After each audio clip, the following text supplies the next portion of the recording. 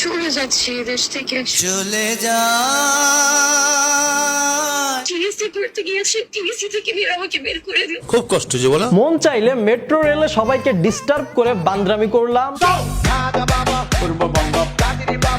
বান্দর পরিবার। মন চাইলে নিজে যা অন্যের কোলে শুয়ে পড়লাম। আসলে মেয়েটা লজ্জা শরম বলে কিছু নাই। মন চাইলে রাস্তাঘাটে ড্রেস চেঞ্জ করলাম, কিন্তু অন্য কেউ আমার দিকে তাকাইলে উদুম মাইর। আমি নিজে যা ইচ্ছা তাই করতে পারবো, অন্য কেউ পারবে না। हिपोक्रेसी की भी सीमा होती है। মানে সে রাশিয়ান দেখে যা ইচ্ছে তাই করতে পারবে।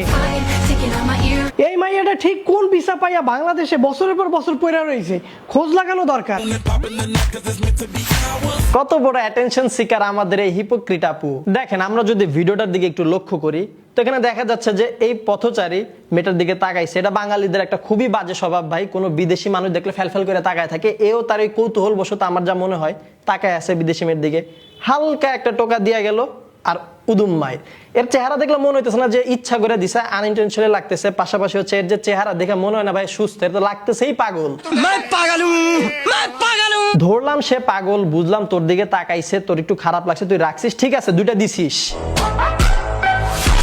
সে তো দেখি কন্টিনিউয়াসলি মায়ের উপরেই আছে, খামসি মায়ের যেমনে যা পারতেছে দিতেছে। আর মারার পর সে কি পৈশাচিক শয়তানি হাসি। যা বুঝতে পারলাম সে আগেই দেখতে পারছে ক্যামেরাটা অন হয়েছে, সাথে সাথে ঘটনাটা ঘটে গেছে আর এই সুযোগটা নিয়ে নিছে। মাইট দিল ইচ্ছা মতো, সেই সাথে ফ্লেক্স আর সেই সাথে ভিউজ। ভিডিও তার নিজের পেজে আপলোড দিছে, সেই সাথে লাগাই দিছে একটা ট্রেন্ডিং মিউজিক।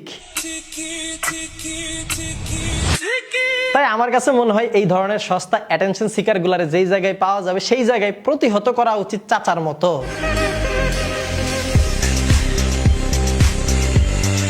আসল কথা কি, আমার যা মনে হয় এই মেয়ে বুঝতে পারছে যে বাঙালি খাই এইসব। বিদেশি কেউ যখন দেশে ঢুকে আরে ভিউজ আর ভিউজ, ইচ্ছা মতো এদের ভিডিও দেখে এও বুঝা গেছে এর দিয়ে এই কাজ হবে।